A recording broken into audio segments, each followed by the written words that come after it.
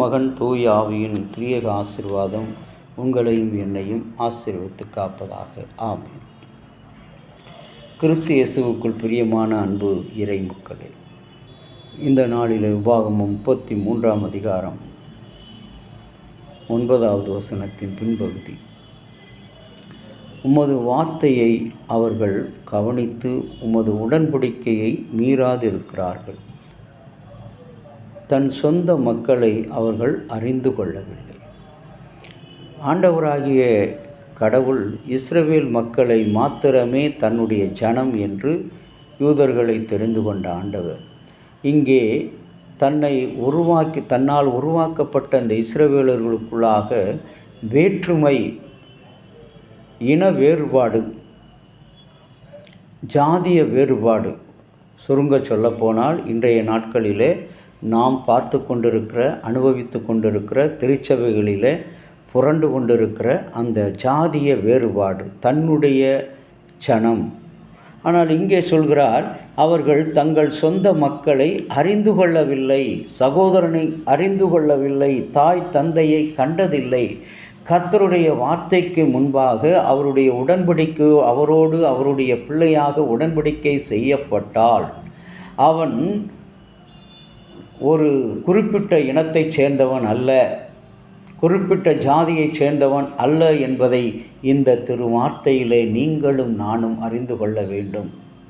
என்னுடைய அனுபவத்தில் ஜாதியத்தை குறித்து நான் எங்கு அறிந்து கொண்டேன் என்று சொன்னால், நான் பிறக்கும்போது தெரியவில்லை, படிக்கும்போது தெரியவில்லை, இறையியல் கற்கும்போது தெரியவில்லை, திருச்சபைக்குள்ளாக பணிக்கு வந்த பிற்பாடுதான் ஜாதியம், பல இனக்குழுக்களை நான் தெரிந்து கொண்டேன். ஆனால் அன்புக்குரிய இறை மக்களே, இஸ்ரவேல் மக்களிடத்திலே அவர்கள் தன் சகோதரனை அறிந்து கொள்ளவில்லை, தன் சொந்த ஜனத்தை அறிந்து கொள்ளவில்லை. ஆனால் கடவுளுடைய வார்த்தையை அவர்கள் கவனித்து உடன்படிக்கையை மீறாதிருக்கிறார்கள். உடன்படிக்கையை மீறவில்லை. எவ்வளவு பெரிய ஒரு அற்புதமான ஒரு காரியம் பாருங்கள். இஸ்ரவேல் மக்கள் எவ்வளவு ஆணித்தரமாக கடவுளிடத்திலே இன்றைக்கு உறவு கொண்டிருக்கிறார்கள். இன்றைக்கு உலகம் பல நிலையை நோக்கி, ஒரு புறம் வறுமை, ஒரு புறம் நோய், இந்த எத்தனை இன்னல்கள், எத்தனை சிதறல்கள். ஆனால் அத்தனையிலும் அந்த மக்களை உணவுக்காக, தண்ணீருக்காக, அடிப்படை வசதிகளுக்காக அவர்கள் போராடும்போது அவர்களுக்காக உரிமை குரலாக நான் இருக்கிறேன் என்று குரல் கொடுத்த ஆண்டவர்தான் நம்முடைய ஆண்டவராகிய கடவுள். யெகோவா தேவன், யெகோவா ரப்பா, யெகோவா ஷம்மா, யெகோவா ஷாலோம் என்று சொல்லி வந்தார். இன்றைக்கு 125 கோடி மக்கள் இருக்கிற இந்த வாழ்க்கையில் கிட்டத்தட்ட 1 கோடி மக்கள் ஒருவேளை உணவின்றி, ஒரு உறங்க இடமின்றி அவர்கள் வாழ்ந்து கொண்டிருக்கிறார்கள்.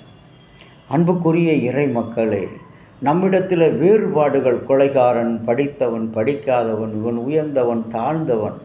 31/12/2006 செய்தித்தாளிலே வந்த ஒரு செய்தி.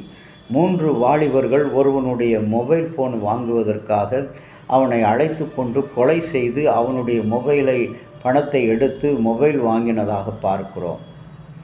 இன்றைக்கு ஒருவேளை உணவுக்காக, அற்ப லாபத்துக்காக இன்றைக்கு உலகத்திலே நோய் ஒருபுறம், இறைவனுடைய ராஜ்யத்துக்கு பதிலாக சர்க்கரை சாம்ராஜ்யம்தான் இன்றைக்கு எல்லாருடைய வாழ்க்கையில் நிறைந்து கொண்டிருக்கிறது. சர்க்கரை நோயின் சாம்ராஜ்யம். இறை சாம்ராஜ்யத்தை விட்டுவிட்டு சர்க்கரை நோயின் சாம்ராஜ்யம். யாரை எடுத்தாலும் சிறுவர் முதல் பெரியவர் வரை எவ்வளவு பெரிய மாற்றம். ஆகவே அன்பான இறை மக்களே, கிறிஸ்தவனாக இருந்தால் அவனிடத்தில் வேறுபாடு இருக்கக்கூடாது, பிரித்து பார்க்கக்கூடாது. எல்லோருக்கும்